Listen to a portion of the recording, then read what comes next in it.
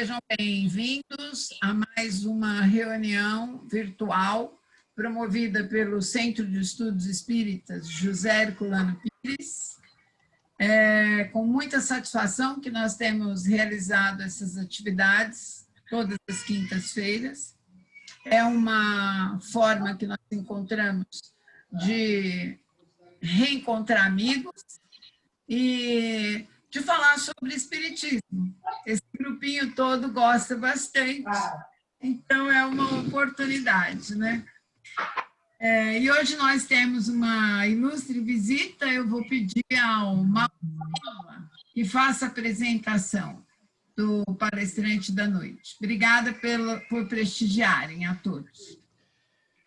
Bom, para mim é uma honra apresentar o nosso palestrante de hoje, professor Cláudio Antônio de Mauro. Como alguns acompanharam aí nos minutos anteriores, a gente conhece o Cláudio desde os anos 70, e eu particularmente o conheci porque ele participava de um fantástico grupo da USE, que coordenava, que dava as aulas, inclusive, no curso de dirigentes de mocidades espíritas, que foi um empreendimento da qual participavam também Ailton Paiva, Almir Prete, Maria Eni Vicentini Paiva, pessoas muito avançadas para a sua época e que contribuiu de maneira decisiva para a modernização das mocidades espíritas no estado de São Paulo. Mas o Cláudio é professor universitário, a sua área de concentração, de pesquisa é geografia, mas sempre também muito dedicada à questão do meio ambiente. E o Cláudio decidiu para a sua vida que gostaria, que desejaria, que realizaria um conjunto de ações sociais. O Cláudio sempre foi preocupado com a vida social, com a organização social. Eu me lembro até de um dia que nós participamos de um evento espírita. Quero crer, Cláudio, que foi uma Congesp ou uma Comelesp, em que você, como um dos expositores, surpreendeu a todos. Os expositores, em geral, são pessoas que chegam lá na sala, nas várias salas que são estruturadas para esses eventos, e propõem algum tema, falam alguma coisa. Os mais dinâmicos são aqueles que fazem um debate, etc. O Cláudio resolveu surpreender e chocar a maioria, porque ele, ao invés de ficar na sala de aula, convidou as pessoas para irem visitar um local muito pobre da cidade e discutir o que é que estava acontecendo naquela cidade. Eu não sei se você se lembra disso, viu, Cláudio? Mas eu me lembro, e foi uma grande lição de vida para mim. Foi no Vale do Paraíba, acho que em Taubaté. Ah, foi em Taubaté, então. Muito bem. Eu não me lembrava exatamente onde era, mas uma coisa que marcou a minha vida.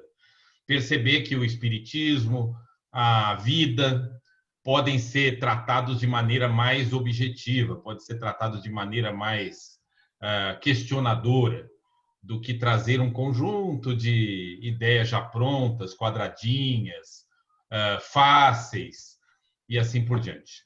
O Cláudio se dedicou à vida pública, foi prefeito da cidade de Rio Claro, um prefeito reconhecido até hoje na cidade, e sempre esteve ligado a causas sociais importantes, principalmente uma maior igualdade social e também a questão ambiental. Cláudio, é uma satisfação tê-lo aqui no nosso evento. Nós já divulgamos que você, ao invés de propor uma palestra padrão, você resolveu propor algumas questões para nós. Quero propor que você fique totalmente livre para tocar da maneira como você achar melhor, e nós vamos entrar na sua balada, ok? Muito obrigado, viu, pela presença. Mauro, só um minutinho. A presidente do centro está presente, a Camila. Não sei se ela quer falar alguma coisa. Camila? Oi, gente, boa noite. Estão me ouvindo? Sim, boa noite. Legal, obrigada pela apresentação, Mauro, obrigada pela abertura, Jacira. E é isso mesmo, não tenho nada a colocar, não. Valeu, obrigado. Com a palavra você, viu, Cláudio?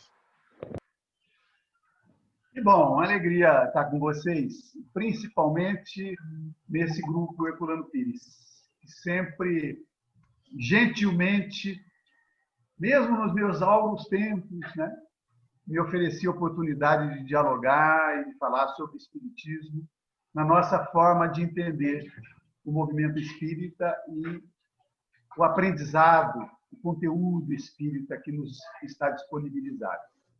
Eu fiz um PowerPoint e eu pedi ao Mauro para ele me fazer a gentileza de compartilhar na tela com a gente. Vamos ver se eu coloco logo aqui, Cláudio. Minutinho. Isso. E aí você vai mudando para mim, é isso? Ok, pode ir. Vai dando as ordens aí, eu vou seguindo.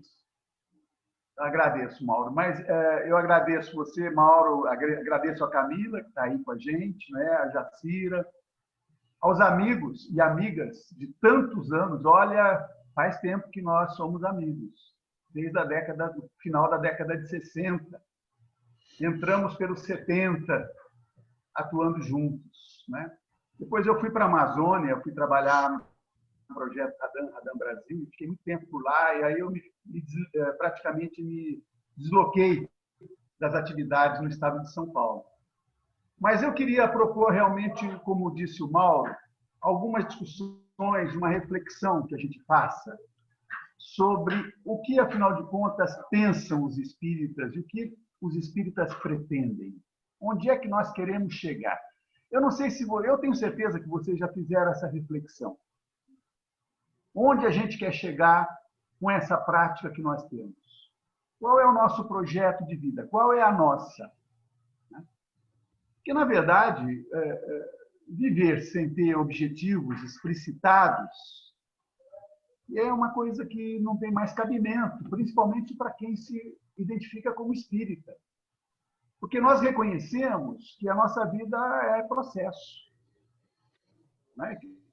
Nós estamos em processo de evolução, né? E nós estamos aqui no planeta, habitando este planeta, justamente com o objetivo de construir esse processo de libertação das nossas almas, dos nossos espíritos.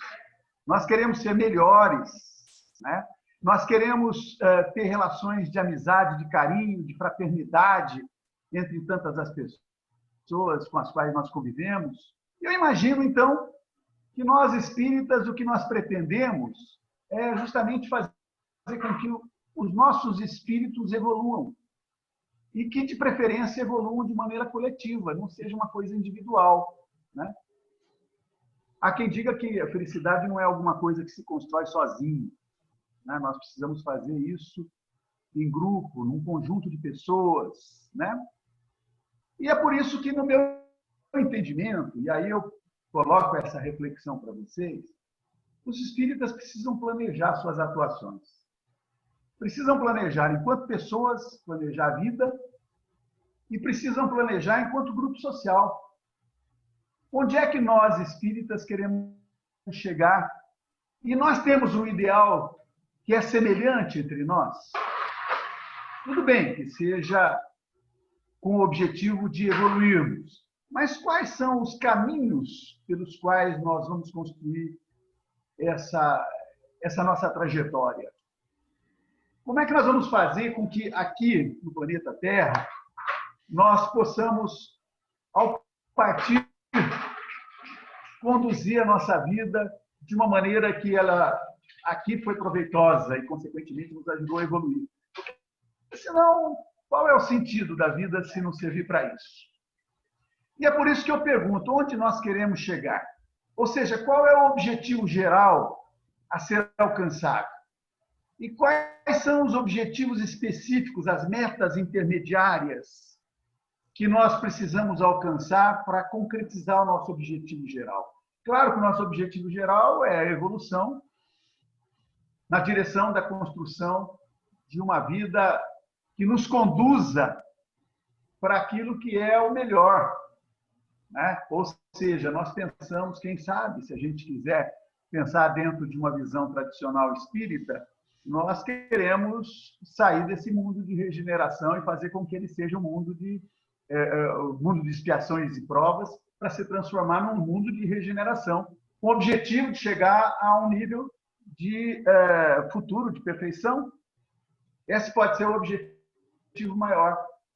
Mas para que esse objetivo maior possa ser alcançado, ou seja, que nesta fase nós possamos contribuir para que o planeta se transforme e que nós nos transformemos juntamente com ele e, consequentemente, caminhemos para a regeneração, quais são os objetivos intermediários? Quais são as metas que nós precisamos cumprir para poder alcançar esse objetivo maior?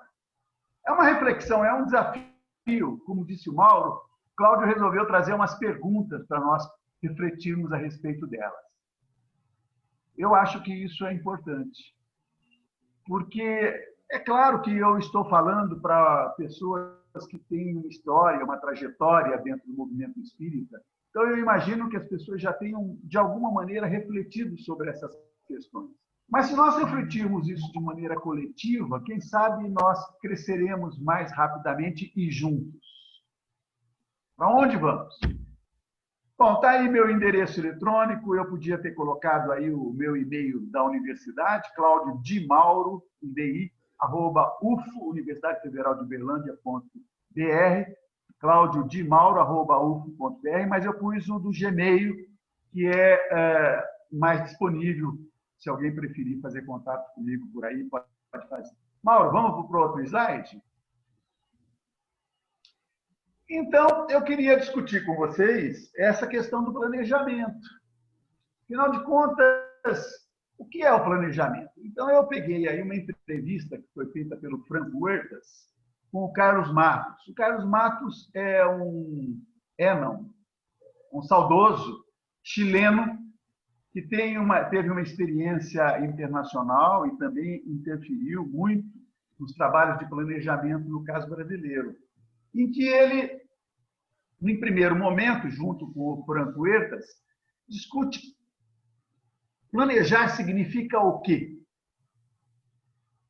E aí, então, vem a resposta do Carlos Matos, que significa pensar antes de agir.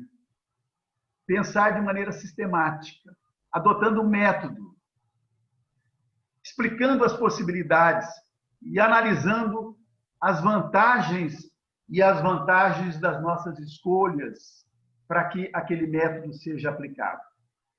Então, é pensar antes de agir. Bom, isso não significa que nós não podemos improvisar. Muitas vezes nós somos levados mesmo a fazer improvisações.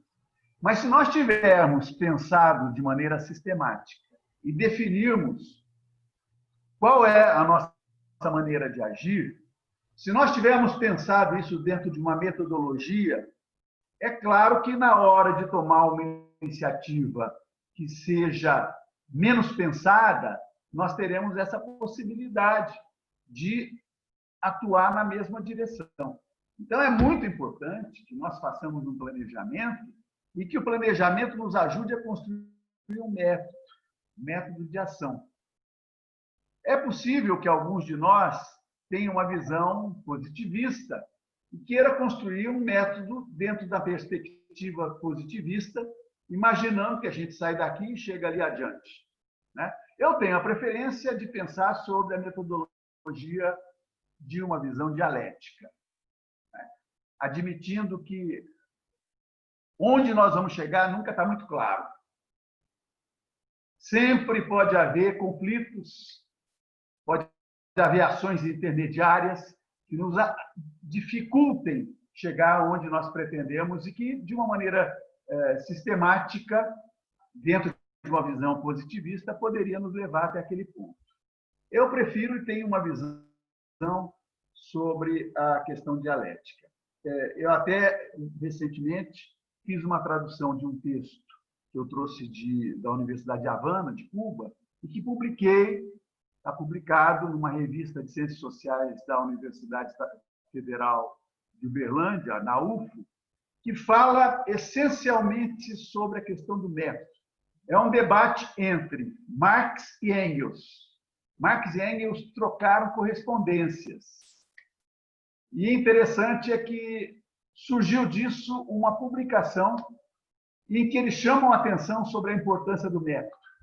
E, no meu entendimento, o método, e principalmente uma concepção dialética, é absolutamente fundamental para nós compreendermos que há conflitos e que os conflitos eles são inerentes a todos os processos. Então, na nossa vida, nós vamos sair daqui para chegar a um planeta de regeneração, se nós queremos construir um planeta de regeneração, se nós pensamos que isso é possível, mas não vai ser sem conflitos. E nós vamos ter que entender cada uma dessas situações possíveis de conflito para identificar quais são as possibilidades de nós objetivamente alcançarmos essa visão do planeta de regeneração. Portanto, planejar é projetar para o futuro, para que as ações de hoje sejam eficazes, sejam capazes de permitir que o amanhã aconteça, mas sem a ideia de que isso vai ser alguma coisa inalienável, que vai acontecer obrigatoriamente. Certamente, no nosso processo de planejamento, nós vamos ter que voltar diversas vezes para rever a trajetória que foi preparada. Né? Muitas vezes, quando nós preparamos uma palestra, como eu preparei esta, a gente, na hora que estiver discorrendo, vai enfrentar a necessidade de adotar mudanças no caminho, vai fazer mudanças no caminho, e essa improvisação, como eu disse, se ela estiver dentro de uma metodologia organizada, ela vai permitir que isso dê certo. Então, é importante que nós tenhamos claro que, para que aconteça o amanhã que nós estamos projetando, nós teremos que enfrentar realidades de conflito. O planejamento é uma ferramenta para pensar e criar o futuro. Tem muita gente que acha que o futuro nos é dado. O futuro é esse que está aí. Não, o futuro não é esse que está aí, não. Nós podemos construir o futuro. É claro que, diante das circunstâncias com as quais nós estamos envolvidos, é possível que nós tenhamos dificuldades, tenhamos entraves para poder construir o projeto de acordo com a nossa concepção. E que bom que seja assim, né? Que ele seja fruto das relações de conflito entre nós, que nós não pensemos igual, né? Que nós tenhamos uma direção mais ou menos estabelecida e pactuada, construída coletivamente. Mas nós somos, cada um ser. Nós temos, historicamente, a nossa história das relações de poder com as quais nós convivemos. É o Foucault que diz isso. Foucault diz que nós somos fruto das relações de poder com as quais fomos educados, com as quais fomos criados. Então, cada um de nós tem uma história. Nós não pensamos igual e não precisamos pensar igual, mas nós temos que construir um pacto coletivo, né? Para chegar aos objetivos que nós pretendemos e gostaríamos que eles fossem construídos. E com a compreensão de que o futuro nem sempre ele será dado pelas relações que aí estão estabelecidas. Nós podemos modificar o nosso futuro. Nós temos capacidade de mexer no nosso futuro. Isso é alguma coisa muito importante, que precisa ser avaliada por nós, né? E principalmente nós que estamos dentro de um pensamento livre pensador, né? Dentro de um grupo que tem reflexões livre pensadoras, nós precisamos ter claro que nós podemos criar o nosso futuro. Claro, com muitas limitações. Veja agora, por exemplo, com essa pandemia, como nós somos confinados e somos levados a agir em função de uma concepção de mundo que não estava nem claramente explicitada para nós. Mudou completamente a nossa vida. Quem é que imaginava no ano passado que o nosso futuro seria este aqui, né? Então, Mas o futuro pode ser construído e nós temos que transitar pelos caminhos que temos possibilidade de planejar. E, evidentemente, que nós temos que ter os pés no presente, olhando o futuro, e o planejamento nos leva a essa possibilidade. É, portanto, como diz aí no texto, uma ferramenta vital. É a visão do Carlos Matos, é a visão também do Franco Hertz, que é uma ferramenta vital. Ou sabemos planejar, ou estamos condenados à improvisação. Eu já gostaria de reiterar que é possível a improvisação. Que a improvisação não é negativa, desde que não seja ela a que prevaleça nas nossas ações. Vamos para o outro slide, Mauro?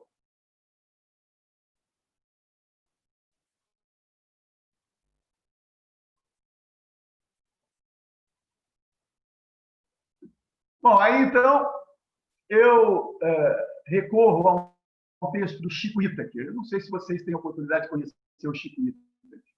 Chico Itaker é muito ligado à CNBB e ele foi um dos responsáveis pela organização do Fórum Social Mundial de Porto Alegre. E ele escreveu um livro, Planejamento Sim e Não. Porque houve um tempo em que as pessoas não queriam saber de planejamento, achavam que o planejamento era alguma coisa muito presa a uma compreensão de mundo construída dentro de gabinetes. E ele pode ser assim mesmo, mas pode não ser.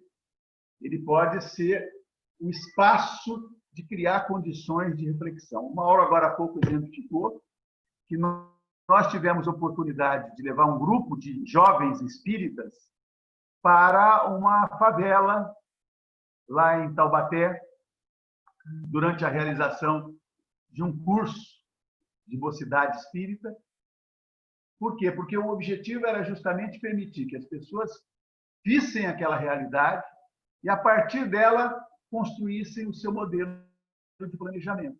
Em vez de nós simplesmente ficarmos repetindo e estudando aquilo que está na nossa bibliografia, para nós entendermos a realidade concreta existente. Né? E eu tenho certeza que isso pode ser um bom caminho, né? Para a gente projetar o futuro, para a gente planejar a nossa maneira de agir, para nós pensarmos, afinal de contas, que mundo de regeneração é esse que nós queremos construir. Eu acho que seria bom a gente começar a pensar como é que é esse mundo de regeneração. Tem muita gente que acha que é o nosso lar, né? Mas a gente podia pensar de uma maneira mais, vamos dizer, concreta em relação àquilo que está acontecendo na nossa vida. O Carlos Matos, na década de 70, ele criou aquilo que se chama planejamento estratégico situacional. Então, as empresas, grande parte das empresas, utiliza-se desse planejamento estratégico situacional, que é o roteiro dado, oferecido pelo Carlos Matos. E aí, então, eu venho com essa pergunta meio capciosa, né? Para a gente pensar. Como pensar nossa participação nos grupos espíritas nos quais temos presença? Dá para pensar planejamento? Dá para pensar planejamento nos nossos grupos, nos grupos com quem nós atuamos? Tenho a impressão que todos nós vamos concordar que isso é possível, né? É possível planejar coletivamente. Vamos lá para o próximo slide? Aí. Quando a gente começa a falar em planejamento e todo mundo senta em torno de uma mesa para conversar, é claro que vão aparecer os interesses diferentes, as visões diferentes, né? Vai ter gente puxando um lado e gente puxando para outro. Essas imagens que eu estou colocando aí, elas servem muito bem para a gente pensar, né, que tem o feno de um lado e tem o feno do outro. Se os dois se ajudarem, eles podem ir comer o feno de um lado e depois podem vir para comer o feno do outro. Mas é que muitas vezes o que vira é uma queda de braços. E no meio espírita, olha, não pensem, eu tenho certeza que vocês não pensam que isso não acontece em grande quantidade. As disputas pelo território, as disputas pela estrutura de poder, um poder efêmero, muitas vezes tão insignificante, tão pouco expressivo, mas existe uma disputa. E quando a gente disputa, o plano vira isso aí, ó, uma coisa que ninguém consegue entender depois na hora de executar. Fica uma disputa continuada, sem definir claramente em que direção nós vamos. E aí o próximo slide nos mostra o mundo de Oz, o mundo mágico de Oz. Se nós pensarmos, por exemplo, na nossa vida comum, né? Eu, por exemplo, tendo sido prefeito, quando eu tive que pensar o planejamento da prefeitura e pensar dentro de uma visão participativa, democrática, eu tive que conviver com gente que queria, no setor rural, ser o ministro da Agricultura, portanto, queria ser o secretário da Agricultura, aqueles que queriam, através das empreiteiras, exercer os contratos que deveriam ser construídos com o governo. Os vereadores, boa parte dos vereadores e dos meus colegas que querem garantir para rolar mais um mandato. E o pessoal da área das finanças querendo o seu rico dinheirinho, né? Aí está o leão. Então, é assim, é uma disputa que, se nós trouxermos para as relações de poder do nosso centro espírita, não vão ter esse formato, mas nós teremos interesses que são assim muito distintos. E aí, então, vem a pergunta. Uma política de planejamento é capaz de pacificar todas as tensões expressas no nosso relacionamento? É difícil. Eu diria para vocês que, por exemplo, quando eu fui prefeito, eu fui prefeito por 8 anos, fui eleito, depois fui reeleito. Eu fui também presidente dos comitês das bacias do Piracicaba, Capivari e Jundiaí. Embora eu seja geógrafo, eu trabalhe muito na área ambiental, mas eu acabei me especializando muito na área de recursos hídricos, planejamento de recursos hídricos. Então, nós colocamos em torno da mesa os usuários de água. Quem são os usuários de água? Então, é o setor da indústria, que precisa de água para a produção das suas mercadorias, é o setor rural, que precisa de água para fazer irrigação, é o setor da energia, que precisa de água para geração de energia, é o setor do turismo, que precisa de água para criar condições de turismo, né? Seja nos rios, seja no mar. E aí tem que colocar em torno de uma mesa para discutir, para conversar, para articular. É claro que, se nós pensarmos no nosso centro espírita, os interesses serão outros, né? Tem o interesse daqueles que querem praticar o espiritismo através das sessões mediúnicas.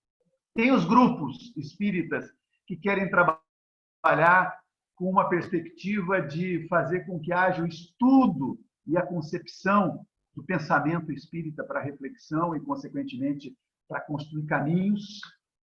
Tem aqueles que têm a responsabilidade de assumir a direção e a administração da casa espírita. Portanto, tem grupos e pessoas com interesses que não são exatamente os mesmos e que precisam sentar em torno de uma mesa de negociação, que precisam dialogar. Bom, é possível, sim, que o planejamento ajude nesse processo de organização das relações humanas, mesmo com essas dificuldades que nós temos e com esse contexto difícil que nós temos de interesses que são diferentes. Então, nós não devemos guardar a impressão de que dentro do centro espírita não tem interesses diferentes. Tem interesses diferentes. Nós precisamos entender, não podemos ter medo, não podemos ter receio de explicitar esses interesses que são diferentes. E ter esses interesses mapeados, identificados, para que nós possamos buscar o entendimento e construir relações possíveis. Porque entre nós, espíritas, se não existe, deveria existir a possibilidade de nós construirmos relações de fraternidade, consequentemente, buscar caminhos que sejam possíveis. Se nós pensarmos, então, sob o ponto de vista filosófico e a compreensão do que é o espiritismo, as coisas ainda são mais complexas. Quando nós pegamos, por exemplo, a questão 648 do Livro dos Espíritos, que fala sobre a lei natural, ela divide a lei natural em 10 partes diferentes. 10 partes diferentes. Fala sobre a lei da conservação, a lei da destruição, a lei da reprodução, a lei do progresso, a lei da igualdade, a lei da liberdade, de justiça, amor e caridade, a lei da reprodução, a lei do trabalho.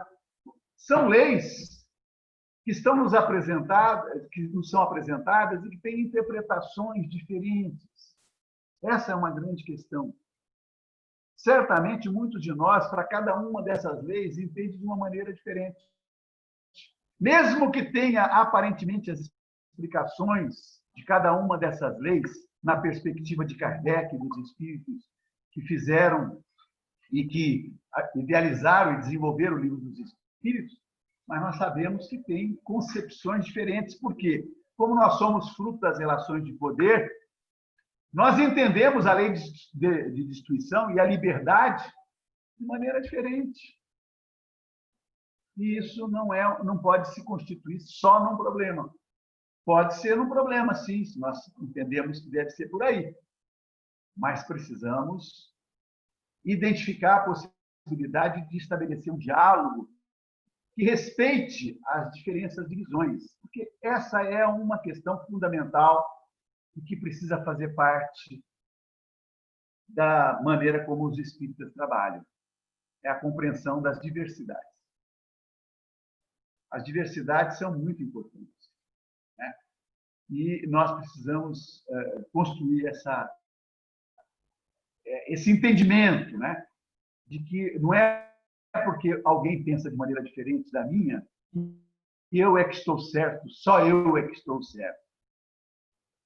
É alguma coisa difícil de fazer, né? Mas deve fazer parte da nossa reflexão. E nós precisamos permitir que essas interpretações diferentes tenham espaço. Claro que também tem aí algumas questões importantes para ser levadas em conta. A compreensão de quem quer estabelecer o controle sobre o poder e sobre o pensamento espírita. Porque existe isso também. Por exemplo, nós temos, com essas concepções que eu estou trazendo para vocês, que nós temos discutido, nós temos uma compreensão que não é igual, por exemplo, à da Federação Espírita Brasileira, que tem uma compreensão de espiritismo numa perspectiva cristã, mas cristã sob o ponto de vista de Jesus Cristo. O Jesus Cristo que não é o Jesus de Nazaré, que não é o Jesus batalhador, transformador, enfrentador de realidades. Então, tem posturas e visões que são muito diferentes e que, às vezes, são irreconciliáveis. Aí fica difícil. Quando as visões e as concepções são irreconciliáveis. Claro que, com a nossa visão de mundo, nós sempre vamos fazer uma tentativa de nos entendermos entre nós, mas nem sempre isso vai ser possível. Vamos ver o próximo slide, Mauro?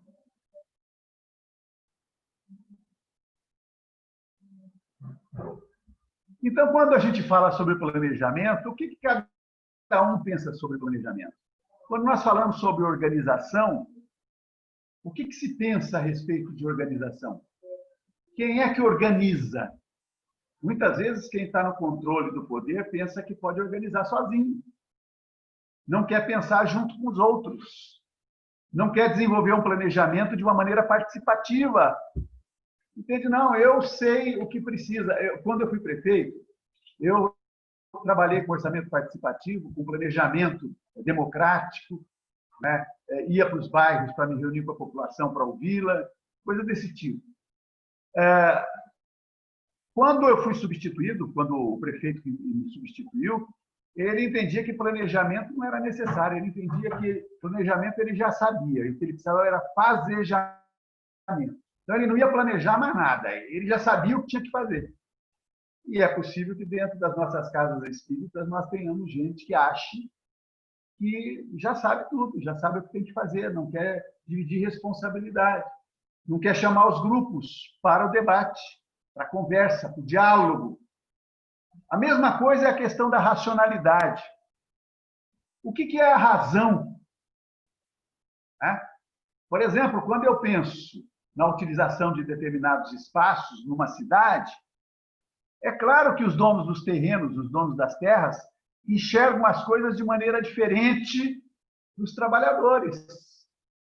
Cada um enxerga de uma maneira. Então, quer estabelecer uma racionalidade que permita o controle sobre a organização e sobre o planejamento. E isso tudo é problemático. Então, essas palavras que eu coloquei aqui, planejamento, organização, racionalidade, controle, método, previsibilidade, intencionalidade, funcionalidade, complexidade, e aí eu provoquei com a reencarnação. Porque será que nós, espíritas, entendemos a reencarnação de maneira igual? Interessante, né, que recentemente nós tivemos e temos, o Mauro está trabalhando esse tema lá no CPDOC, né, a respeito da questão da reencarnação. E o Arthur Quioro, juntamente com o Ricardo Nunes, prepararam um livro que discute a importância da reencarnação numa visão que estabelece o diálogo com o século XXI. A reencarnação não como motivo para punição, mas admitindo a hipótese de que a reencarnação é um processo que nos permite a evolução, a transformação de realidade, que nos ajuda a construir a libertação. E aí? Porque boa parte da nossa turma que está dentro do movimento espírita entende que a reencarnação é justamente para punir aqueles males que nós fizemos nas vidas passadas. Mas, se nós tivermos uma visão de que a reencarnação tem como objetivo nos permitir a evolução e, consequentemente, a nossa libertação, ela tem outro sentido. Tem um sentido que é de transformação de realidade. E é isso que é importante a gente jogar peso. Trabalhar para renovação das transformações. Não pensar a reencarnação como sendo um castigo. Castigo, naquela visão do cristianismo católico, em boa parte evangélico, principalmente pentecostal, que acha que as pessoas vivem para sofrer. E não é exatamente isso que nós, espíritas, que temos uma visão transformadora, laica, que somos livres pensadores, não é essa a realidade da reencarnação para nós. Recentemente, eu tive a oportunidade de assistir uma palestra feita pela doutora Jacira, a nossa presidenta aí, né, do CEPA Brasil, juntamente com o Mauro, e depois com Aspurua, falando a respeito da história da CEPA, né, mundial e da CEPA Brasil. E nós tivemos a oportunidade de ver a evolução do pensamento do grupo que está atuando nessa direção. Então, seria muito bom que nós tivéssemos a possibilidade de facilitar o entendimento dessas visões diferenciadas, né? E, quando nós falamos de reencarnação, é apenas um dos componentes.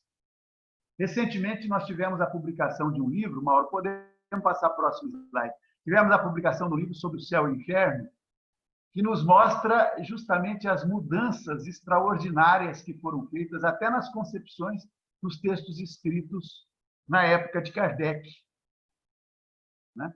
E isso é uma preocupação que a gente tem que ter sempre. Será que as obras básicas que nós estamos utilizando, elas passaram por transformações no tempo? E essas transformações foram importantes? Elas foram feitas por quem? Muitas vezes foram feitas por grupos que têm o poder e o controle nas administrações gerais, né, da doutrina, dos movimentos espíritas, que ali acharam que aquela coisa não estava bem colocada, que precisava ser colocada de uma outra maneira, e aí deram interpretações que são muito diferentes daquilo que estava escrito no original, no texto original, e passaram a ser vistas como sendo aquela a realidade. Então, é muito importante. O caso da Gênese é típico. Mais recentemente, no CPDOC, nós tivemos um estudo a respeito desse assunto, muito importante, muito interessante, que trouxe à baila justamente essas transformações que foram produzidas, que precisam ser entendidas. Então, nós podemos entender a reencarnação como uma lei natural, libertadora e emancipadora do espírito? Será que é isso? É essa concepção espírita que nós temos? Ou nós vamos entendê-la como sendo um castigo, né, para justificar toda e qualquer miséria, desigualdade social e tragédia humana, tanto individual como coletiva, como diz o Arthur Quioro e o Ricardo Nunes nesse texto que eles publicaram. É importante nós termos a compreensão de qual é o espiritismo que nós estamos oferecendo para quem nos ouve falar. Qual é a concepção espírita que está no âmago do nosso discurso? E aí, então, é importante nós sabermos, e eu chamo a atenção disso aí, quem são os participantes que estão nos nossos grupos. Será que eles têm bases teóricas que se articulam com esse pensamento ou com o pensamento de que a reencarnação tem como objetivo a dimensão de castigo e culpa, né, para nos fazer sofrer as consequências das bobagens que fizemos em vidas passadas, né? Ou ela é o espaço da nossa libertação? Claro que nesses espaços onde nós vamos nos articular e vamos planejar, nós vamos ter conflitos emergentes, pontos de vista diferentes. E aí nós precisamos saber o que dá para conciliar. De que forma eles são operados? Essas diferenças, esses conflitos que emergem nos nossos grupos, seja sob o ponto de vista teórico, metodológico, seja sob o ponto de vista dos conteúdos, mas seja sob o ponto de vista mesmo da administração dos nossos grupos espíritas. Quais são as concepções diferentes que existem? Elas emergem, elas são resultado de conflitos. Os atores são assimétricos. É possível um processo que dê identidade? Quais são as estratégicas que são utilizadas nos espaços de poder? Como é que isso é tratado? Como os nossos dirigentes se relacionam com as estruturas superiores de poder? Ou seja, a nossa casa espírita, como é que ela se relaciona com outras casas espíritas? Como é que se relaciona com as entidades de âmbito estadual, de âmbito nacional? Que articulação é essa? O que prevalece nessas relações?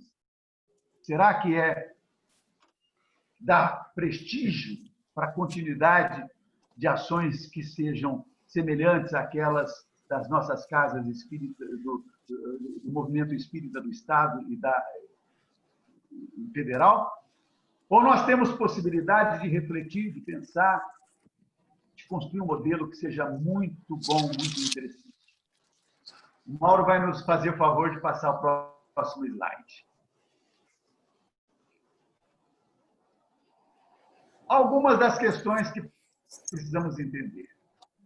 Não há modelos definitivos e fechados. Quando eu estou falando aqui, eu não sou o dono da verdade. Eu tenho um ponto de vista. E as verdades são todas as nossas verdades. Boa noite.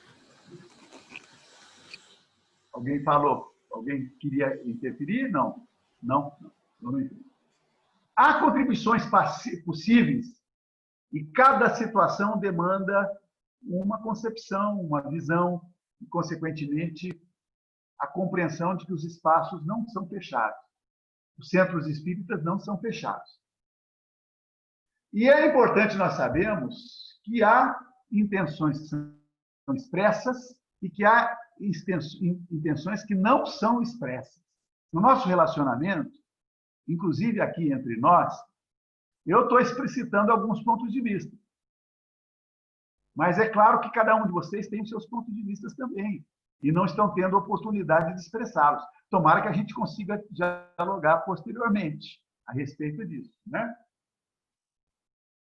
É também importante a gente compreender que os processos não são de uma hora para outra, não se resolvem de uma hora para outra.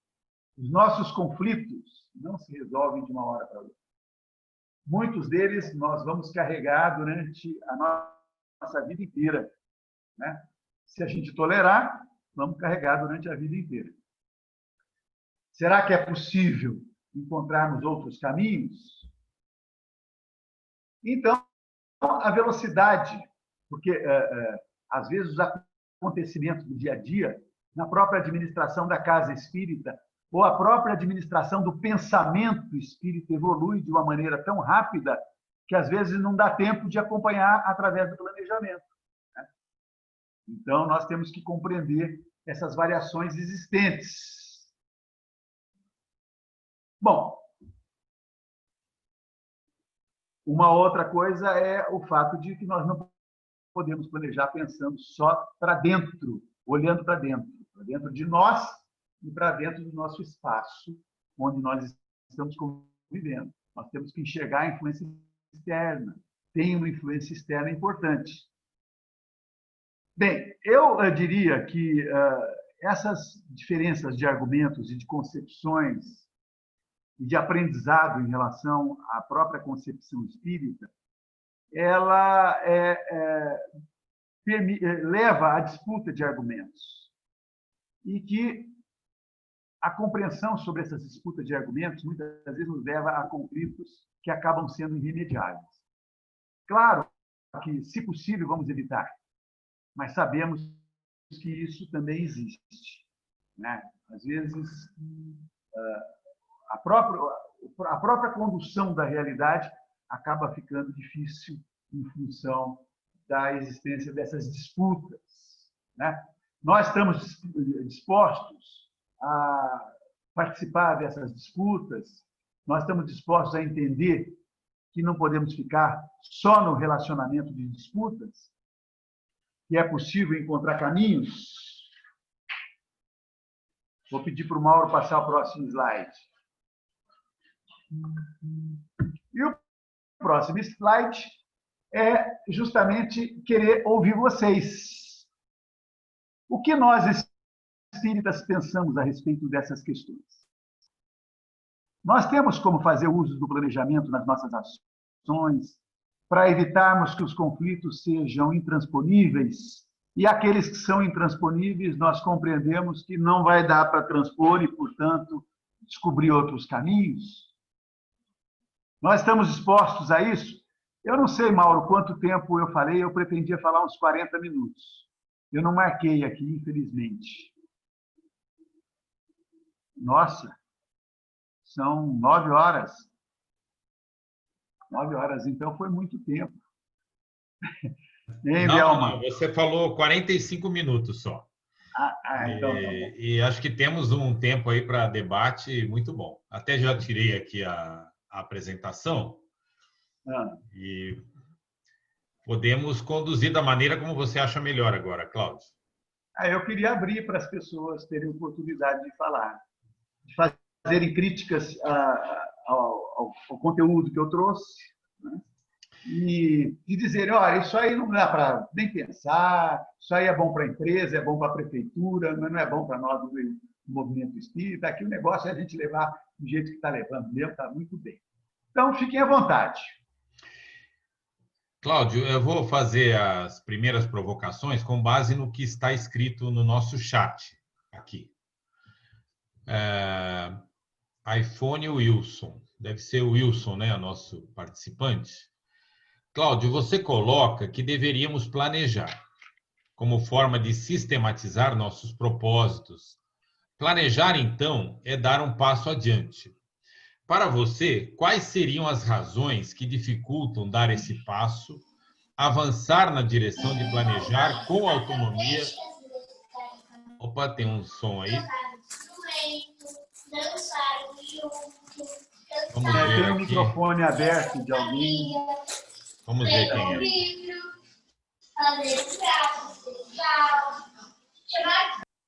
Pronto. Quais seriam as razões que dificultam dar esse passo, avançar na direção de planejar com autonomia o nosso futuro? Francamente, vocês querem que eu responda? Eu pensei, na verdade, que eu tivesse levantado algumas das questões que dificultam. A dificuldade é o fato de nós termos uma estrutura de pensamento que foi construída ao longo da nossa história. Cada um de nós pensa de uma maneira diferente. Às vezes, nós não pensamos de maneira que nos permita abrir para o diálogo, né? As nossas casas espíritas, de maneira geral, por favor, eu não quero dizer que são todas, mas eu quero dizer que, de maneira geral, elas têm aqueles grupos que são os seus proprietários, os seus condutores, e boa parte das casas espíritas estão fundamentadas na compreensão de que aquela estrutura que está ali montada é a que tem que permanecer, né? Isso não é uma coisa muito simples. Eu me lembro que, quando eu estava na juventude, na mocidade espírita, a gente tinha uma dificuldade enorme de participar das reuniões de organização do centro espírita, da casa espírita, porque nós éramos jovens, então os jovens não eram competentes o suficiente para participar dessas atividades. Então, existe uma questão geracional, né, que tem que ser levada em conta. Nós temos que valorizar o espaço dos jovens, das mulheres, dos negros, dos LGBTs+, né? O centro espírita tem que ser o centro espírita das diversidades, tem que garantir exatamente essas possibilidades. E existe muita gente que não entende dessa maneira dentro dos nossos centros espíritas. E a compreensão que se faz acaba dificultando, então, o estabelecimento do diálogo. Mas nós temos que colocar isso vamos dizer, em xeque, né? Nos lugares onde nós estamos participando, por que não vamos provocar essas discussões, provocar esses debates? Eu acho que devemos fazer isso, né? Por exemplo, nós estamos discutindo esse assunto num centro, não é não? Num centro. Olha, eu não vi ninguém assustado aí com as coisas que eu falei, eu estou vendo aqui no chat. Né? As pessoas estão assustadas, eu acho que eu falei a mesmice que nós, um grupo de pensadores espíritas, enxergamos. A minha preocupação é que nós tenhamos capacidade de permitir que o diálogo se dê. E esse diálogo tem que se dar, nós temos que fortalecer. Não, Jacira? A Jacira está dizendo aí, estou com dificuldade para participar do debate, mas gostei muito. Muito obrigada, Jacira. Que bom, né? E se a Jacira, que é a nossa presidenta, concorda, né, que a gente pode caminhar por aí, eu quero ouvir a Delminha. Queria saber o que a Delma pensa. Ô, Cláudio. Pois não, Delma, por favor. Cláudio, é o seguinte, enquanto eu estava em São Paulo, eu sempre participei de centros useanos. E o Herótilio Campanini, o presidente lá da CEL, Sociedade de Estudos Espíritas da Lapa, eu fui presidente também, a gente trocava porque tinha uma entidade infantil que precisava ter outro estatuto, mas a diretoria era a mesma. E não havia, assim, uma dificuldade de chegar no planejamento. Logo que eu cheguei no Guarujá, eu fui participar em Vicente Carvalho de uma casa espírita, Maria Emília, que houve uma dificuldade muito grande, porque o Ricardo estava lá, já era da CEPA, e eu me afinizei com o pensamento do Ricardo, da Luciana, do pai da Luciana, mas aí houve um choque muito grande, porque a maior parte do centro, da diretoria, era useana, religiosa, e a gente, então, teve aquele choque muito grande. E nós até fomos expulsos de lá da sociedade. Então, quer dizer que não foi só eu que fui expulso. O Mauro me defendeu. O Mauro me defendeu na USE, quando quiseram me expulsar do movimento espírita. Teve isso também. Vamos ter que contar essa história já, porque senão tem gente que vai ficar curiosa. Então, aí nós fundamos uma sociedade CPANA, muito boa, lá em Vicente de Carvalho, que fica um bairro do Guarujá. E até hoje essa sociedade existe, que é a Sociedade de Estudos Espíritas Leon Denis. Só que era um bairro muito longe e eu mudei para Santos e não fui mais para lá, porque para mim ficava muito tarde para até chegar aqui em Santos, né? E aí eu fui nesse centro que eu estou agora, que é o CEBAP, né? Que é Ângelo Prado, né? E estou sentindo a mesma dificuldade, porque lá também não dá para os livres pensadores se abrirem muito, entende? Está vendo o conflito de gerações? Está vendo? Você, menininha, você de cabeça de jovem, tá certo, entra em conflito com essa turma que enxerga a coisa de uma maneira autoritária. Esse, na verdade, depende muito de quem está na coordenação, na liderança, no grupo, né, Thelma? Né, Mauro? A Beth está aqui, se a Beth quiser falar alguma coisa, que ela também ela se afastou um pouco agora, mas era frequentadora assídua lá, da mesma casa, mas eu sinto uma dificuldade muito grande. Só tem eu e o Jailson e a Miriam, que somos da CEPA. O resto é tudo... Não são os anos, não. Mas é isso, eu estou sentindo uma dificuldade grande. Mas isso é bom te ouvir. Você mostrou muito bem essas dificuldades existentes. Desculpa. Mauro vai passar a palavra. Eu tenho umas mensagens adicionais. Claro, quem quiser também falar ao vivo aqui, fica tranquilo, tá? Pode falar. A Nilce Novelo participa aqui da nossa casa e escreveu também aqui, ó. Eu acho que o principal objetivo da doutrina espírita é nos tornarmos pessoas melhores, entendendo e principalmente colocando em prática todas as leis que temos conhecimento. É aprender a respeitar o nosso semelhante sem pré-julgamento, é exercitar o perdão, pois sabemos que somos pessoas passíveis de cometer enganos. É não carregar pesos tão desnecessários que ainda carregamos e essas atitudes acabam influenciando negativamente nosso caminho evolutivo.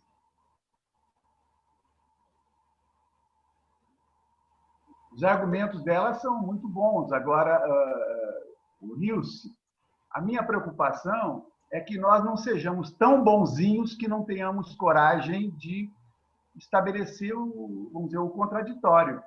Claro, vamos sim exercitar o perdão, né? Mas não quer dizer que a gente vai aceitar tudo. Né? Nós não temos essa bondade falsa, porque, na verdade, muitas vezes a gente se coloca como se tivesse perdoado, mas não perdoou coisa nenhuma. Se magoou, se agrediu. Nós temos que...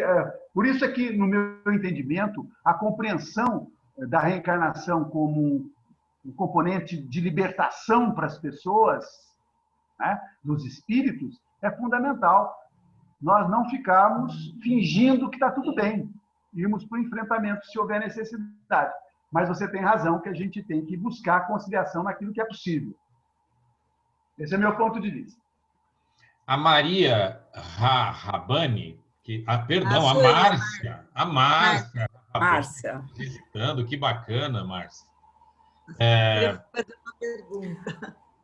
A Márcia? Mauro, A Beth quer fazer uma pergunta, né? Eu vou só colocar da Márcia, inclusive, depois Não. em seguida... Pois não, Beth. Não, eu só queria responder para a Delma que, conforme ela explicou brilhantemente a situação lá que se encontra, e da mesma forma que você falou que eu agora estou afastada, eu realmente me afastei porque eu cansei. Eu falei, não dá para mim. Essa decisão eu tomei no fim do ano passado, e eu estava decidindo o que fazer, porque eu não abandonei a doutrina espírita. Eu não partilho das ideias do grupo que está lá agora. Aí veio a pandemia, e para mim foi ótimo, porque eu estou encontrando pessoas que pensam como eu online. Então, para mim foi excelente a pandemia. Sensacional. E a situação que você colocou é bem essa mesmo. Lá está um grupo muito pequeno e não dá mais. Então... Mas, Gilberte, pode ser que tenha mais gente lá no grupo que está pensando como você e vai preferir sair ao invés de se juntar. Se a gente conseguisse juntar um grupinho de pessoas para começar a atuar de uma maneira coletiva, né, seria muito bom. E aí, no meu ponto de vista, sabe, a gente tem que sair um pouco do centro espírita. Quando o Mauro falou que nós levamos um grupo de mocidade para visitar uma favela, é para tirar aquela ideia de que nós temos que fazer caridade. Não é aquela caridade de dar objetos, de dar presentes, né? É, na verdade, compreender a realidade da vida das pessoas e participar ali, estar presente, compartilhar, né? É construir um outro modelo nas relações. E, no meu entendimento, os espíritas fazem pouquíssimo isso. Sim. De maneira geral, é para fazer caridade, né? E aí é bom, claro que às vezes resolve o problema, mata a fome de muita gente, dá roupa para muita gente. Claro, isso é importante, mas nós não podemos ficar com essa visão muito estreita. Então, eu sou da opinião, Beth, que você tem liderança, você tem competência, como a Delma tem, né? E a Delma já encontrou a turma dela, você também está encontrando a tua turma. Se articule, se articule. Nós temos que nos articular, tá? E aproveitar os espaços do CPDOC, da CEPA Brasil, né? Sim. Que são justamente os espaços que estão dispostos a nos ajudar a construir o processo de libertação. Eu estou muito orgulhoso de ver aqui, Mauro, também a presença da Yolanda, lá da Venezuela, da CIMA. Yolanda, quer dar um alôzinho aqui para o Cláudio, Yolanda? Está sempre nos visitando a Yolanda, viu? Maravilhosa, sempre nos apoiando. Eu tenho a impressão que ela se manifestou, mas ela talvez... Acho que ela precisou sair, né? Cláudio, tem uma pessoa aqui, a Márcia Rahabani, que quer fazer uma pergunta. Vamos ouvi-la. Antes de tudo, deixa eu falar uma coisa para você, Bertê. Eu acho que enquanto você articula esse grupo lá dentro, que o Cláudio, acho que de um jeito bem legal sugeriu, a gente está com as portas abertas lá, viu? Eu estava com medo disso, que eu ia convidar a Beth para vir aqui para o Herculano. Mas... Não, com certeza. Eu já estava pensando nisso, de ir lá para o Kardec, mas aí todo mundo fechou e estamos online em tudo. Agora ficou ótimo. Internacional, interestadual, estava beleza. A Delma sempre aparece, né, Delma? A Delma está sempre lá com a gente. Mas, Cláudio, primeiro quero dizer que... Saudade de você, Márcia. Tudo bem? Quero dizer que você trouxe umas reflexões muito legais para a gente. Muito, muito, muito bom. Para mim, fez muito... Vou dizer uma coisa para você. Eu estava com receio danado, viu? Estava aqui tremendo nas pernas. Por quê? Eu não sabia qual é a reação de vocês aí. O Mauro eu sabia, porque o Mauro é muito meu amigo. Nem imaginava que foi muito bom. Para mim, isso ajudou muito. Me ajudou a refletir um monte de coisa. Mas, olha, eu queria te perguntar assim, eu estou morando em Santos, frequento um centro laico, livre pensador, um centro que tem uma história nesse movimento muito grande, você conhece, que é o Centro Espírita Allan Nossa, Kardec. é referência para todas as Isso. pessoas que imaginam um projeto de transformação na realidade dos movimentos espíritas. Vocês Isso. lá são referência para nós todos.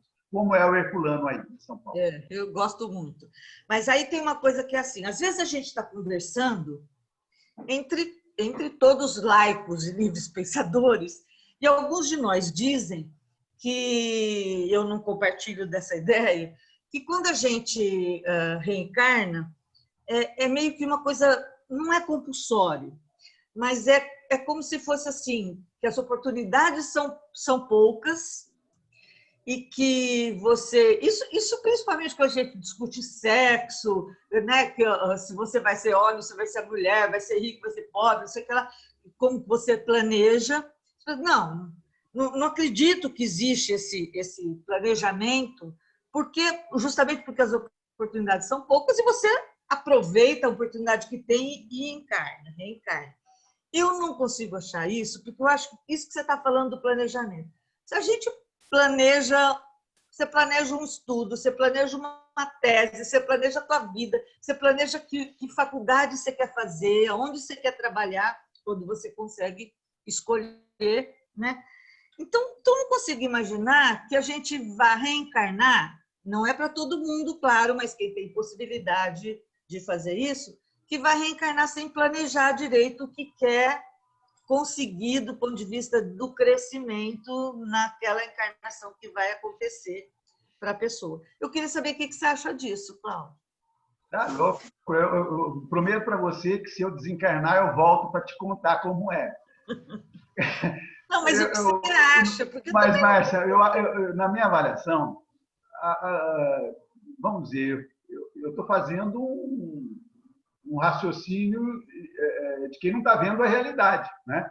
Uhum. Mas eu acho que há circunstâncias em que, dependendo do grau, encarna automática, e outras vezes, no meu ponto de vista, deveria ser assim, tá certo? Quanto mais evoluído a gente mais preparado está para planejar, né? Claro que, de preferência, sempre com algum planejamento, né?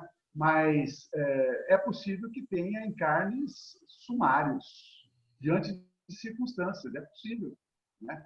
Quantas são as pessoas, às vezes, que encarnam aí, têm deficiências físicas, mentais, que talvez tenha sido compulsório o encarne, né? Agora, o que não dá para acreditar é que quem vai receber está recebendo uma carga para pagar erros cometidos no passado. Eu tenho muita dificuldade para entender dessa maneira, né? Mesmo porque nós sabemos que há circunstâncias em que o problema é biológico mesmo, no processo de gestação, né? Não dá para a gente imaginar que se planejou colocar uma pessoa com todos esses problemas para um grupo, para uma família sofrer as consequências do crime passado, coisas disso. Eu tenho muita dificuldade também para entender isso. Mas é por isso que eu prefiro ser laico e livre pensador. Tá certo. Para não precisar explicar isso, Márcia, não precisa explicar isso, não, querida. Tá bom. Tá bom. Obrigada, Cláudia. Obrigada. Beijo para a turma toda lá do Allan Kardec. Vocês são o máximo. Obrigada. A gente quer você por lá também, viu? Fazendo palestra para nós. Mas vamos conversar com você. Achei que o Mauro, a Jacira, o pessoal foi muito feliz fazendo essa programação de hoje com você. Olha, aqui, eu estou em Rio Claro nesse momento, mas como eu sou professor na Universidade Federal de Uberlândia, eu tenho uns colegas lá que tem um grupo que todos os dias às 9 horas faz uma leitura de um trecho de uma obra espírita ou de um capítulo de uma obra espírita, faz um comentário. De vez em quando eles me convidam, mas nem sempre eles publicam aquilo que eu digo. Não, Cláudio, aqui a publicação está garantida, hein? Eu senti, por favor, nós temos pleno desejo de publicar o que você está dizendo. Eu queria seguir aqui. O Rômulo Farias, participante, conselheiro nosso aqui do Herculano, fez uma pergunta. Você quer fazer ao vivo, Rômulo, a pergunta? Pode ser. O Cláudio conhece você. Boa noite, Cláudio. Boa noite a todos. Excelente aí, palestra. Tudo Quanta certo? bárbara, hein? Isso porque tá menor, hein? Já teve pior do que esse. A pandemia, a gente vai virando urso aqui dentro de casa, não tem jeito. Parabéns pela palestra, inspiradora, na verdade, seu posicionamento, né? E o quanto a sua visão e quanto o seu posicionamento como espírita em sociedade, né, ativo, pelo que eu vejo, você sempre foi atuante, né, desde a juventude espírita e tudo mais. O quanto isso te influenciou para direcionar essa carreira parcialmente para a administração pública? Você falou que foi prefeito por 8 anos. O quanto isso te influenciou e o quanto também te ajudou nos seus projetos e tudo mais, na administração? Rômulo, você sabe que eu não consigo me enxergar sem essa formação filosófica e científica, essa perspectiva de buscar, através da ciência, a solução dos meus conflitos a respeito da vida presente e da vida futura. Então, é evidentemente que tudo isso tem um papel muito decisivo. Você sabe quem que eu levei para ser meu assessor durante um período lá em Uberlândia, lá em Rio Claro? Aqui em Rio Claro, porque eu estou em Rio Claro. O Arthur Quioro, ele foi nosso assessor na Secretaria de Saúde. Nós fizemos uma conferência municipal de saúde com a organização do Arthur, e o Arthur, um dia almoçando comigo, disse: nós vamos reduzir a mortalidade infantil aqui em Rio Claro. A mortalidade infantil em Rio Claro era 22,5 para cada 1.000 crianças nascidas vivas antes de completar um ano. Nós reduzimos para 9,4, para menos de 2 dígitos. Só isso, no meu ponto de vista, já é, vamos dizer, um grande feito administrativo, né? Então, eu sempre me reunia com os grupos, e inclusive com presença de alguns espíritas, né? Eu tinha 2 vereadores espíritas que me acompanhavam em diversas atividades, né? Então, a compreensão a respeito da necessidade de nós construirmos um mundo novo, isso faz parte da minha vida, é intransferível isso, entendeu? Então, perfeito. Isso tudo é utilizado nas minhas atividades de maneira geral, e as pessoas que comigo convivem percebem essa diferença. Eu não preciso nem dizer que eu sou espírita, porque o problema não é ser espírita, certo? É essa visão laica, essa visão transformadora de realidades, isso que faz parte da minha vida, que é também o que eu faço e emprego dentro da minha família, né? Claro, não, perfeito. Não, de fato, você falou uma coisa que é brilhante, eu acho que serve de inspiração para a maioria dos jovens também que estão assistindo e para os demais, porque a gente não precisa dizer abertamente, principalmente quando você está numa administração pública, que deve ser laica, né?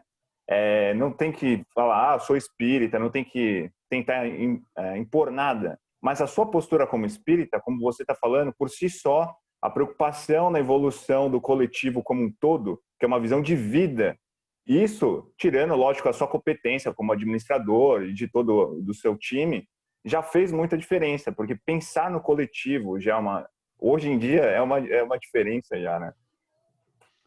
Eu penso assim também, Romulo. O Neventon Vargas quer fazer uma questão. Boa noite, amigo. O Neventon está por aqui? Sim, aqui estou eu. E assinou com a gente, juntamente com essa turma quase toda que está aqui, o manifesto pela esquerda democrática. Sim, Mauro. Sim, sempre. Mauro assinou, a Delma assinou, o Neventon assinou. Nós queremos formar uma frente de esquerda. Eu não mandei lá para a Márcia, mas eu mandei para o Arthur. Arthur assinou também. Pode contar comigo. Pois bem, Mauro, em primeiro lugar, eu parabenizo você pela exposição. Foi excelente. Eu acho que a sua colocação sobre o planejamento é importantíssima.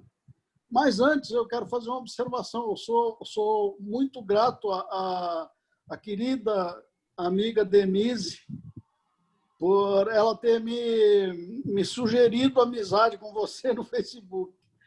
Foi uma... Neventon, se ela sugeriu amizade você comigo, ela sabia o que estava falando, porque ela nos identifica. E você sabe que foi a Denise que me trouxe de volta o CPDOC e para o CEPA, foi ela que foi me buscar. Ela disse, não, você não pode ficar fora, você tem que participar, você tem que vir. Embora o Mauro já tivesse me convidado, outros convidados, mas a Denise foi decisiva. A Denise é um amor extraordinário, né? Fantástico. Foi mais convincente do que eu. Ela foi mais convincente. E ela vai estar com a gente sempre. Sem dúvida, sem dúvida. Mas, Mauro, sobre a sua questão do planejamento, o que eu observo na minha experiência no movimento espírita é que o movimento, de uma forma geral, criou um modelo de centro espírita rígido. E eu acho que, no meu entendimento, esse modelo não deve existir um modelo rígido, porque cada instituição espírita, no meu entendimento, deve seguir a sua vocação. E para haver um planejamento, ela precisa primeiro decidir qual é o objetivo da sua instituição. Isso mesmo. Para que ela está ali? É claro que tem muitas instituições que investem, por exemplo, num trabalho de cura. Eu não tenho nada contra investir em trabalho de cura. Se tiver gente habilitada para fazer isso, que faça. Agora, eu acho que a principal função de uma instituição espírita é mostrar a filosofia espírita. Essa é a principal função, para que ela entenda os seus princípios, entenda a vida como um todo, entenda a reencarnação, que foi um ponto que você salientou, para que possa facilitar a atuação dos indivíduos, principalmente, na instituição e na sociedade. Então, sem isso, sem estabelecer o objetivo, a instituição dificilmente vai poder fazer um planejamento, porque elas estão presas a esse modelo e elas não planejam, elas simplesmente se reúnem para colocar em prática aquele modelo que está estabelecido pelo movimento hegemônico aqui no Brasil. Então, quando tem instituições como tem o CCEPA, como tem Allan Kardec, como tem outras instituições, como a própria CEP, que eu participo aqui, cujos objetivos não são nem parecidos com as instituições de uma forma geral, parece que são extraterrestres, que não são deste mundo. São alijadas do movimento espírita de uma forma geral.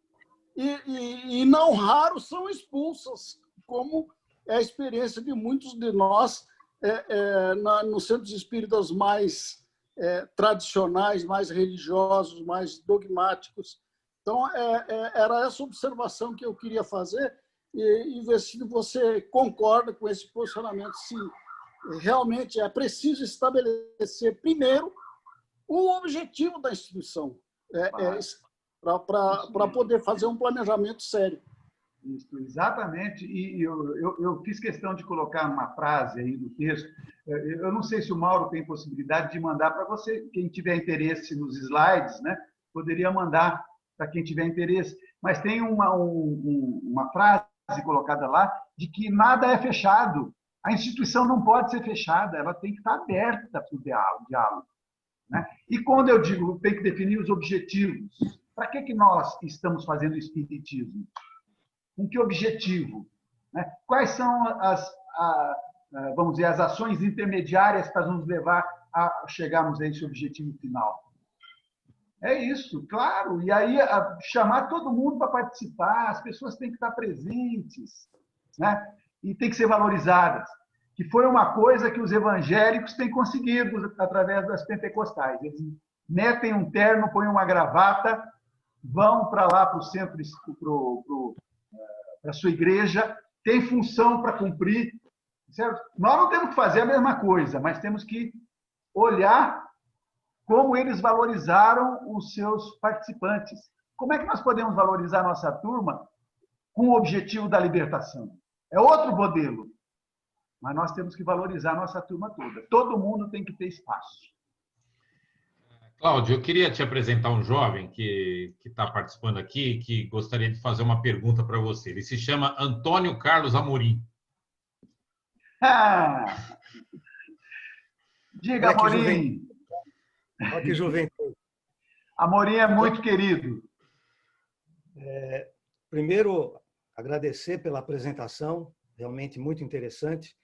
Eu ia fazer um pedido que você já sugeriu, o Mauro enviar esse material para quem se interessar. Eu estou interessado. E a respeito da organização dos centros, vocês sabem que eu estou envolvido com a USE há muitos anos, em vários setores, e a gente vê que várias instituições são muito diferentes entre si. Tem desde aquela instituição que se dedica mais ao estudo, até aquela que praticamente vive de fazer distribuição de mantimentos. Então, eu não vejo como o movimento, pelo menos no estado de São Paulo, ter estabelecido um modelo fechado. Algumas pessoas podem ter essa impressão, mas, na verdade, o movimento, pelo menos no estado de São Paulo, a gente sabe que em outros estados a coisa não é assim, não existe esse modelo. Mas do que você falou, eu gostaria que você falasse um pouco mais a respeito dos conflitos dentro da casa, porque é claro que cada grupo tem os seus interesses mais imediatos, né? Cada grupo de pessoas que participa dentro do grupo geral do centro, mas que eles não são inconciliáveis, em geral. Eu gostaria que você falasse um pouco mais a esse respeito, que me parece um aspecto muito importante para que se possa tratar de um planejamento geral. Tá certo, Amorim. Quer dizer, na verdade, há muitos conflitos que são reconciliáveis, que podem ser claramente explicitados sem que isso leve à briga, né? Então, porque, na verdade, boa parte dos casos funciona daquela maneira, daquela imagem que eu coloquei da luta de braço, né? Ou então dos dois jumentinhos, um puxando para um lado, o outro puxando para o outro. Tem circunstâncias que não dá para conversar, porque as pessoas não estão dispostas a conversar, não estão dispostas a abrir o diálogo. Agora, quando as pessoas estão dispostas a abrir o diálogo, é possível, sim, a gente encontrar caminhos. Tem uma questão que não deve ser ignorada, que é a questão ideológica. Existem diferenças ideológicas que, às vezes, são irreconciliáveis, né? Então, se alguém vai defender o neoliberalismo num espaço onde eu estou vivendo, eu vou ter dificuldade para conviver, né? Por exemplo, eu não tenho condições de conviver com quem vota no Bolsonaro, sabendo que ele apoia torturadores, que ele determina espancamento de mulheres, de negros e coisas desse tipo. Eu não quero conviver com quem pensa dessa maneira. Certo? Então, aí não é, para mim, isso não é reconciliável. Eu diria o seguinte, aliás, nós até tivemos uma discussão dentro do grupo de e-mail, do WhatsApp, falando a respeito disso. Que se as pessoas se arrependem da bobagem feita, a gente vai tentar encontrar uma forma de reconciliar, de rearticular. O problema é que tem gente que continua dizendo que isso é que é bom, que não tem que pensar na ciência, que o planeta é plano, que o coronavírus, a gente tem que sair todo mundo sem máscara e contaminar todo mundo, que é para atingir o nível de manada. Ora, isso é uma loucura, é uma loucura. Nós não podemos, evidentemente, ter facilidade de nos relacionar com quem pensa dessa maneira, né? E aí, no meio espírita, tem quem pense dessa maneira mesmo, né? Então, eu vou conviver com o que for possível, mas sabendo quais são os limites, né? Do meu relacionamento, pelo menos. Eu não vou estimular o meu relacionamento humano, social, com quem pensa dessa maneira. Mas, evidentemente, que a maior parte dos temas, né, Amorim, permitem, sim, que a gente dialogue, que a gente converse, encontre caminhos juntos. Sem pretender te contradizer, mas quando tem a história da queda de braço, sempre pode ter alguém que se aproxima e faz um meio de campo. Então, depende essencialmente de nós, né? Depende das pessoas envolvidas, não apenas os que estão tendo a contenda, mas das outras pessoas também de se envolver, promoverem essa distensão. Porque muitas vezes a gente começa a discutir temas no centro espírita que não está relacionado diretamente ao que se trata no centro espírita e vai acabar criando desentendimento sério. Então, é preciso também que haja esse bom senso, né? Já que... Sabe o que acontece, Amorim? É que quando a pessoa defende alguém que é capaz de propor a morte de todo mundo e coisa desse tipo, ela acaba também tendo conceitos na discussão sobre o movimento espírita que tem relação com isso. Ela não vai discutir esse tema especificamente, mas isso, a pessoa está imbuída desse princípio, né? Favorável, por exemplo, à tortura. Né? Então, evidentemente que na hora que vai ter um relacionamento dentro do centro espírita, vai acabar torturando alguém, mas de uma outra maneira. Então, aí dá conflito. Para mim, aí dá conflito irreconciliável. É isso que eu estou querendo dizer. Cláudio. Tá bom, querido amigo? Eu te amo. Cláudio, já que você só provoca, eu quero fazer uma provocação a você. Como você sabe, sou espírita desde a infância, juventude, e tenho buscado participar do Centro Espírita em todo esse período. Atualmente, continuo participando aqui do Herculano, sou presidente do conselho, e vivemos aqui no centro também alguma diversidade que a gente busca fazer da melhor maneira a convivência dessas várias visões. Só que, Cláudio, você propõe aqui um planejamento que eu entendi tanto do ponto de vista individual, né, que cada um pode pensar em fazer da sua vida, como também o planejamento coletivo de um grupo, etc. Né? Até no livro que eu escrevi sobre o Centro Espírita, eu comento sobre essa necessidade do objetivo do grupo espírita ser bem caracterizado. Só que o que tem acontecido mais recentemente, Cláudio, é que a radicalização política se mostrou tão forte na nossa sociedade que a todo momento, quando buscamos estabelecer novos objetivos de um grupo relativamente heterogêneo, parece que a melhor reação que as pessoas têm, a reação mais imediata que as pessoas têm, é de ser contra a ideia do outro.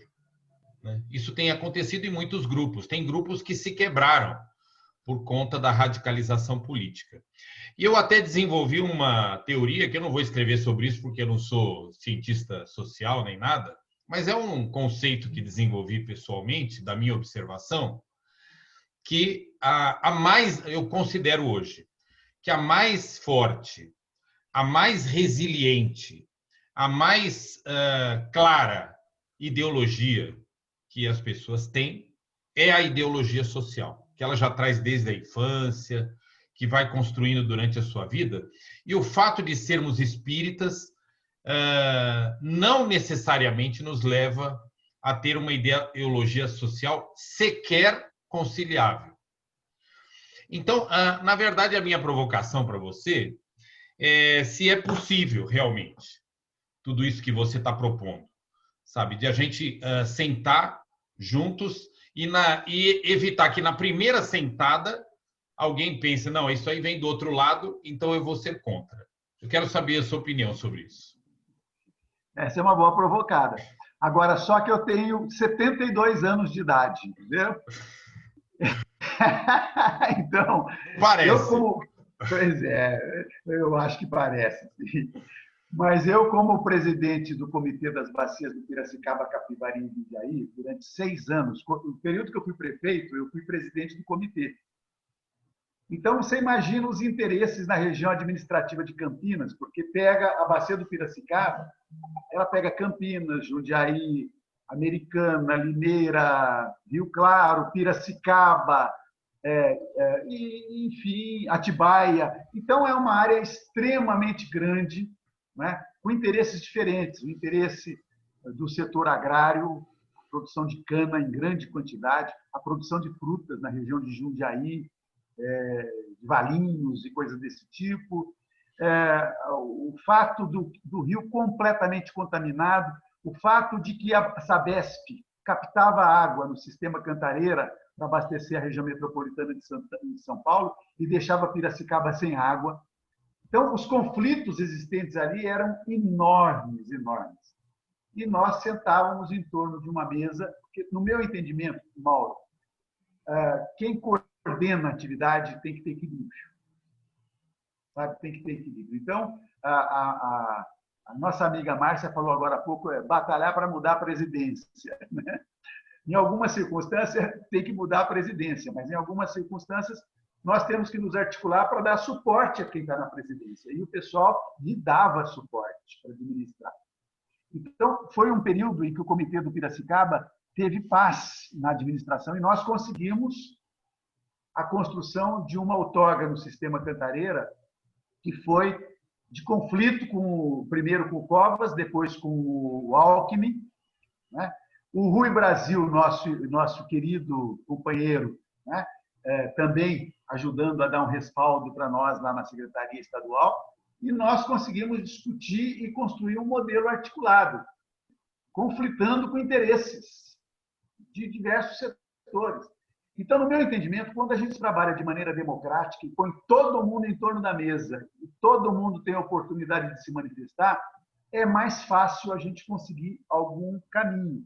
Porque o cara que vem de uma maneira autoritária, ele vai ser obrigado a calar a boca, porque ele vai levar a paulada dos outros. Então, ele vai pensar naquilo que ele vai falar, não vai ficar simplesmente defendendo o interesse privado dele.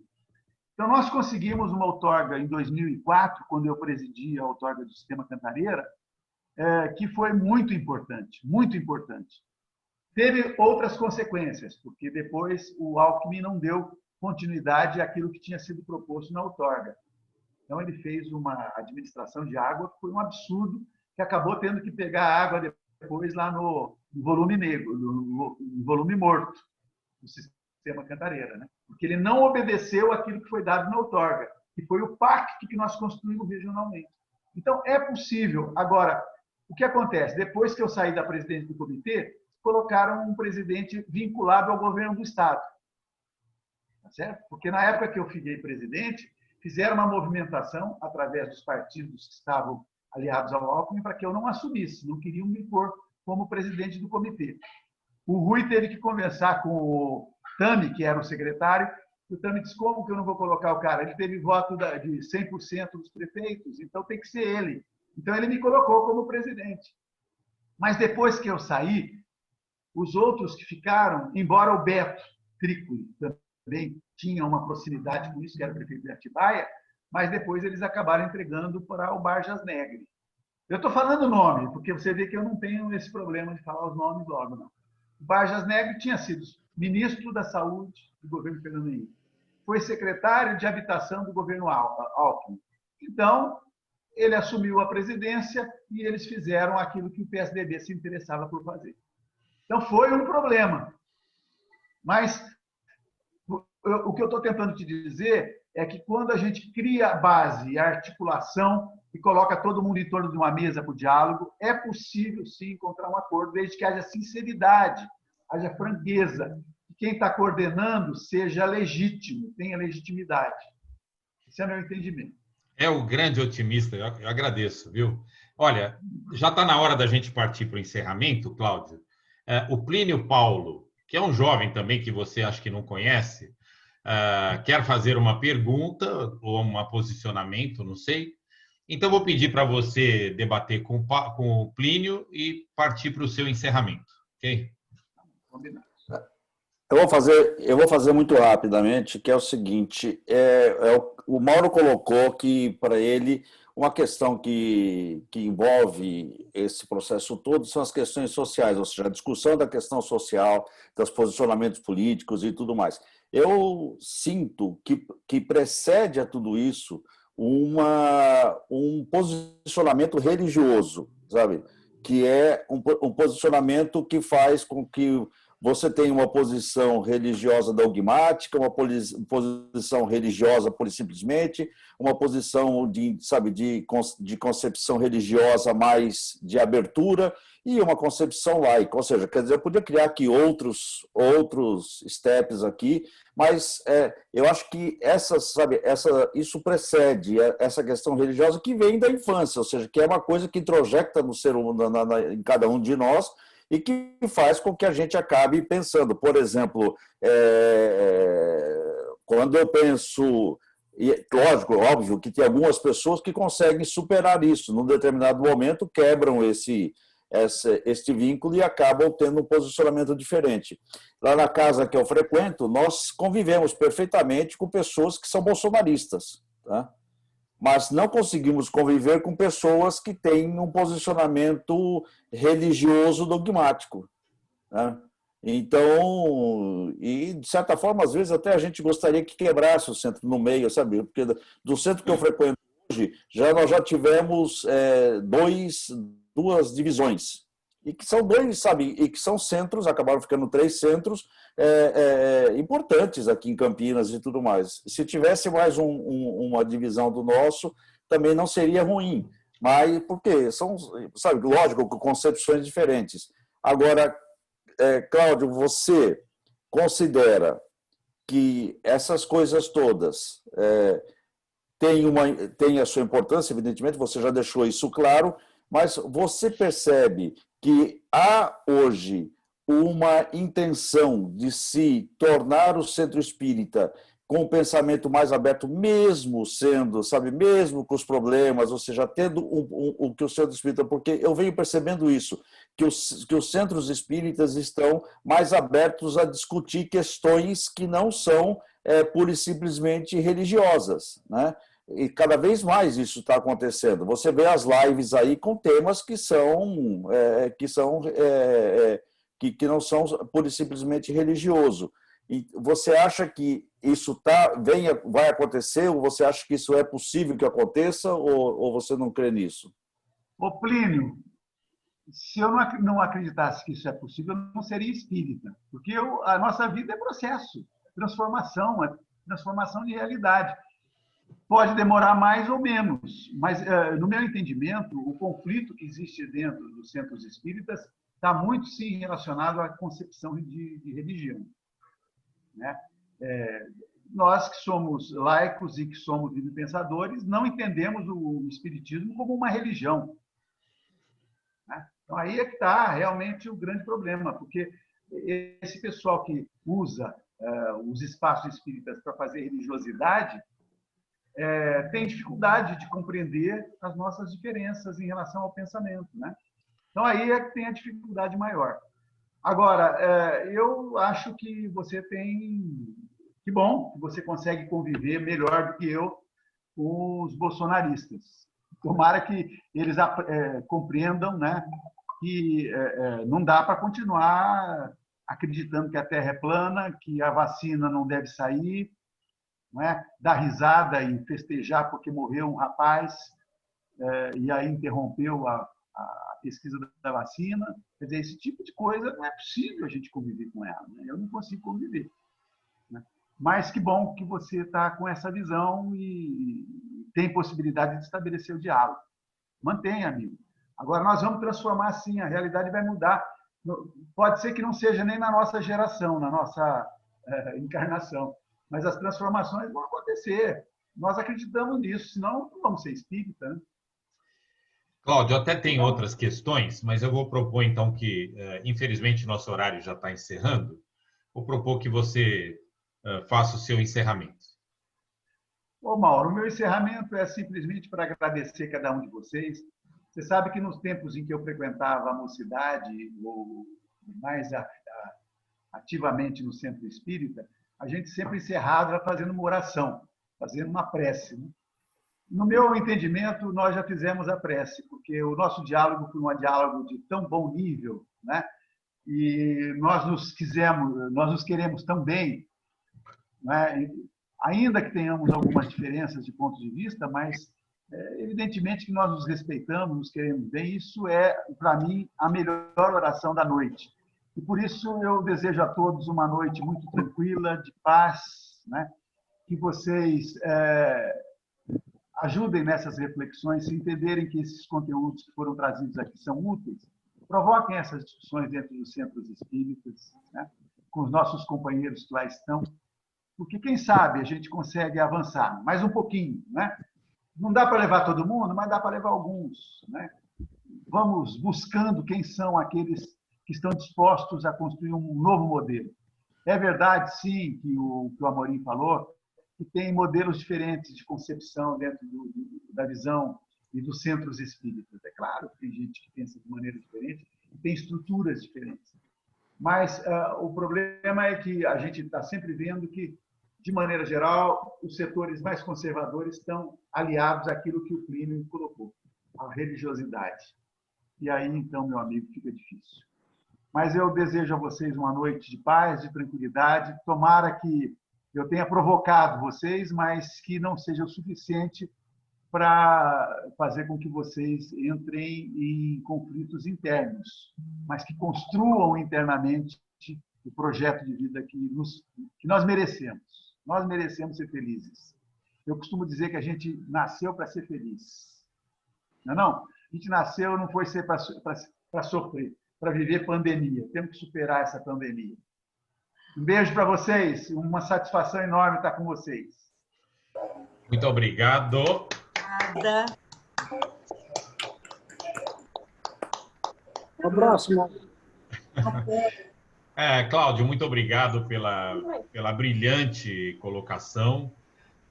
Eu já esperava, nós do Herculano já esperávamos que a sua contribuição, como sempre, inovadora, traria grande impacto, mas você, como sempre, surpreende, né? Do mesmo jeito que surpreendeu aquele jovem, vendo a turma toda sair do prédio lá da Comelesp, no caso, né?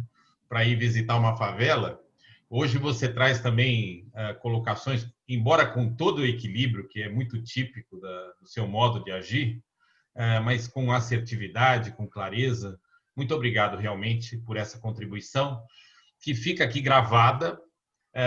Todos poderão acessar daqui a alguns dias, através do canal do YouTube do Centro de Estudos Espíritas José Herculano Pires.